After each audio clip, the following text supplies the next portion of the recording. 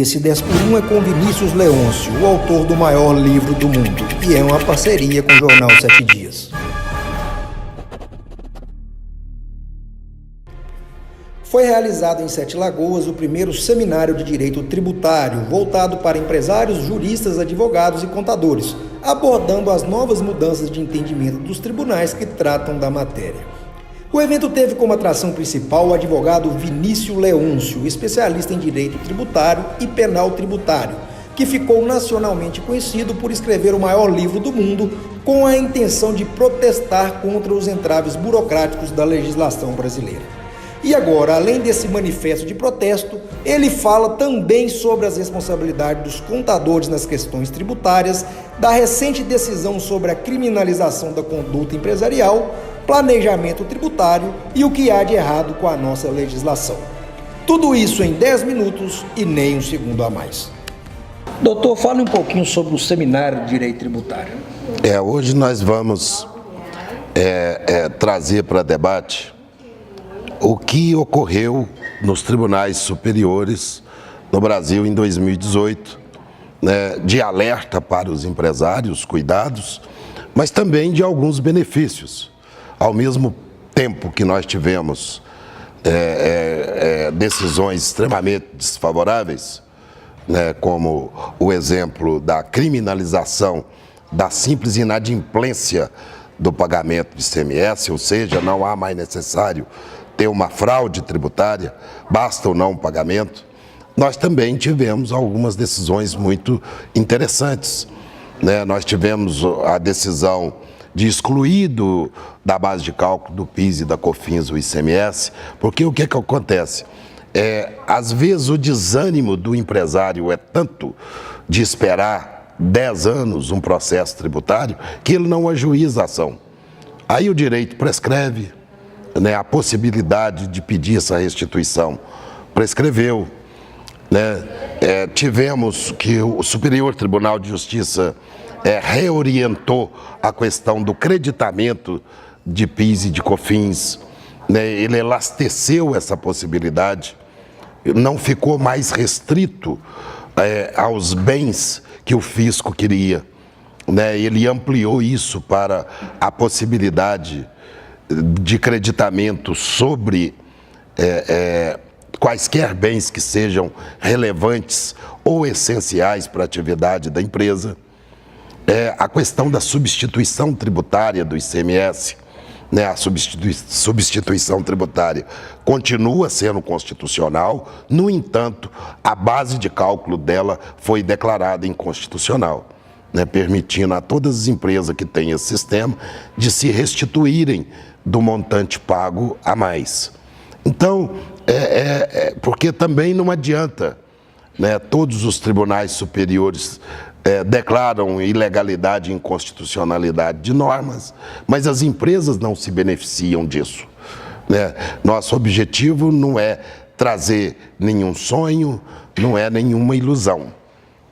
É mostrar para as empresas quais os caminhos legais que elas podem adotar para se beneficiarem desses julgamentos. E qual é o público-alvo desse seminário? O público-alvo são os empresários, administradores, contadores, todas as pessoas que tenham uma proximidade com as questões empresariais. Um dos pontos da sua palestra vai ser sobre a responsabilidade do contador, inclusive a responsabilidade criminal.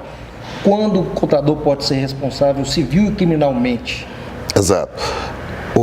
Isso tem sido muito relevante no direito penal tributário, porque a maioria das condutas dos ilícitos tributários decorrem da participação do contador.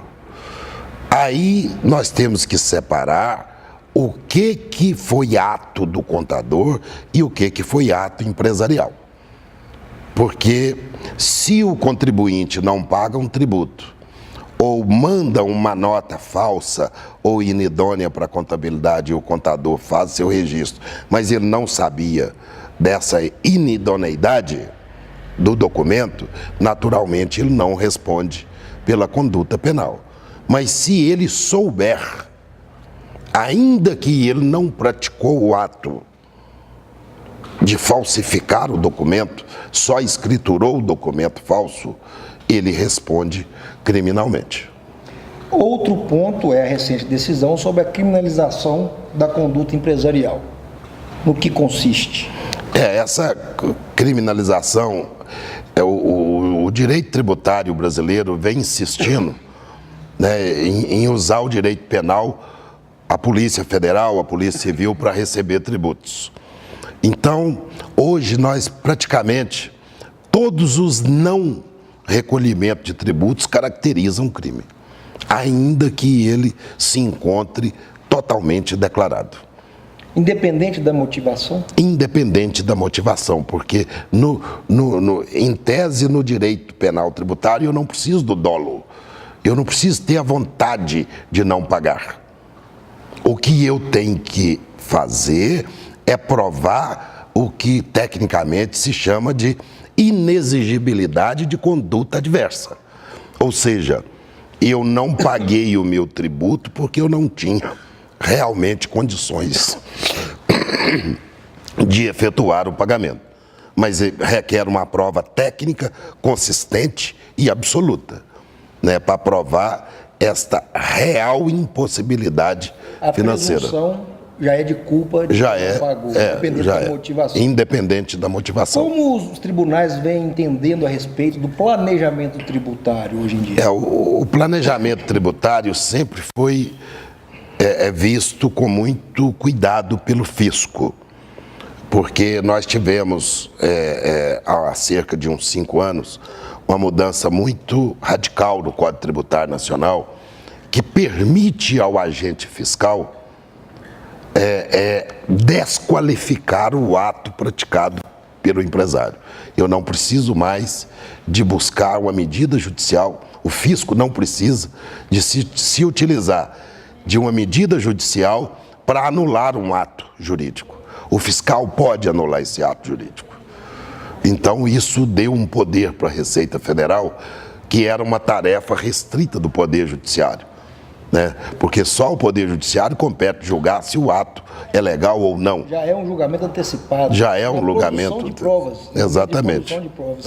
Quem deveria produzir provas contra o contribuinte já está julgando, então. Exatamente. Mas o planejamento tributário lícito, legal, é permitido, deve ser feito, porque o empresário tem o direito de optar pelo caminho da menor carga tributária. Certo. O senhor é autor do maior livro do mundo que trata sobre normas tributárias, mais de 41 mil páginas.